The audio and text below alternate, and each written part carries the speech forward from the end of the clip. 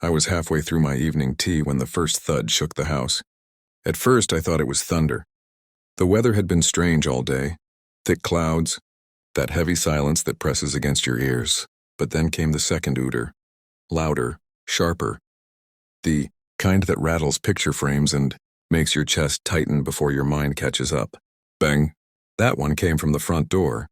I froze, cup trembling in my hand. I live alone in a quiet suburban neighborhood, where the loudest sound after sunset is usually a dog barking 2 streets over.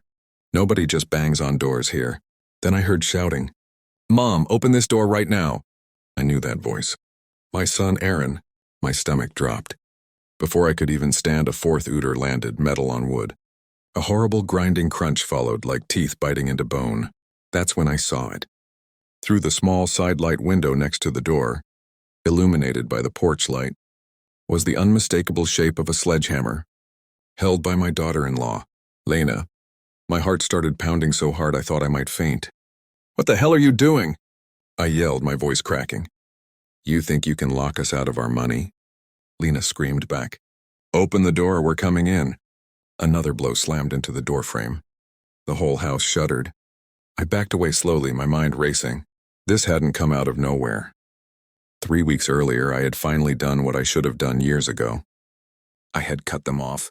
For years, Aaron and Lena treated my house like a bank with legs. Just a little help, it always started. Rent 1 month. Car payment the next. Emergency after emergency. Most of which mysteriously involved new phones, weekend trips, or restaurant photos Lena proudly posted online. I paid again and again. Because he was my son. Because I thought love meant endurance. Until the day I overheard Lena laughing on the phone in my own kitchen. "She won't say no," she'd said casually. She never does. Something in me broke. The next morning, I changed my account access, canceled the credit card tied to them, and most painfully told Aaron he was no longer welcome to take money without asking. He didn't yell. He smiled. A cold, unfamiliar smile. "You'll regret this," he said. Now, standing in my hallway as the door cracked under another hammer strike, I realized exactly what he meant. "Last warning!" Lena screamed. "Open it!" I picked up my phone and dialed 911. My hands were shaking so badly, I nearly dropped it.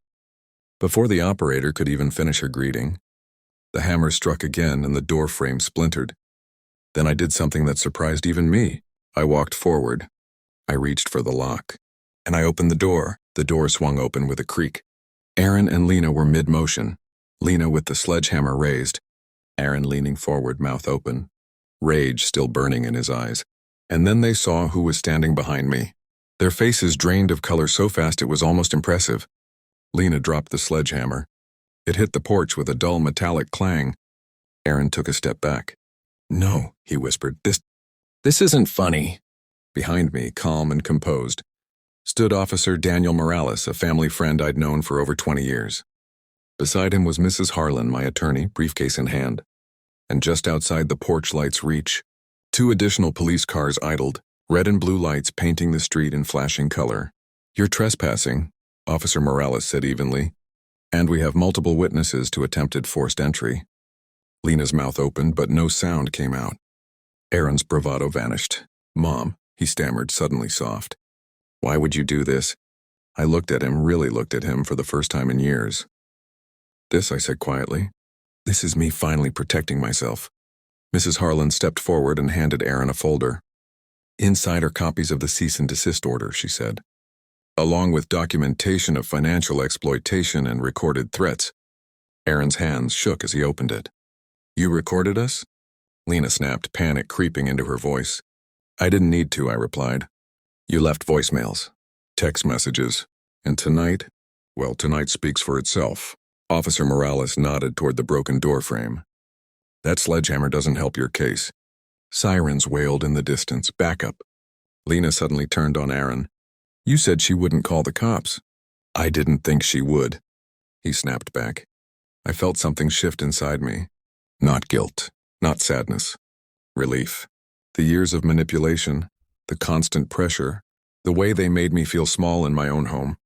It all drained away as I watched them unravel under the weight of consequences. Aaron looked at me, eyes glassy. "Please," he said, "don't do this. We're family." I took a slow breath. Family doesn't break down doors, I said. Family doesn't threaten. Family doesn't treat love like an ATM. Officer Morales stepped forward. Ma'am, he said to me gently, would you like to press charges? I looked at my son, at the woman who taught him how to use me, and then I nodded. Yes, I said. I would. The house felt eerily silent after they were taken away. The broken door had been temporarily secured. The police reports filed, the statements given. Officer Morales stayed a while longer, making sure I was okay before finally leaving with a reassuring smile. Mrs. Harlan brewed fresh tea in my kitchen like she'd done it 100 times before. You did the right thing, she said. I nodded, though my hands were still trembling. The next few weeks were hard. Aaron tried calling, from jail at first, then through relatives once he was released on bail. Messages poured in, some angry, some apologetic, some manipulative enough to almost work. I didn't answer. The court issued a restraining order. Lena blamed me publicly online, painting herself as the victim. But screenshots don't lie, and neither do police records. Her story unraveled fast. Something unexpected happened after that. Peace. Mornings felt lighter. I slept through the night for the first time in years. I started repainting the living room, fixing small things I'd ignored because I was always too busy saving someone else. One afternoon, a letter arrived. From Aaron. It was short. No excuses. No demands. I didn't realize how far we'd gone, it read. I don't expect forgiveness. I just needed to say I'm sorry. I folded it carefully and placed it in a drawer. Not as an invitation, as closure. Because opening that door that night wasn't about confrontation. It was about reclaiming myself.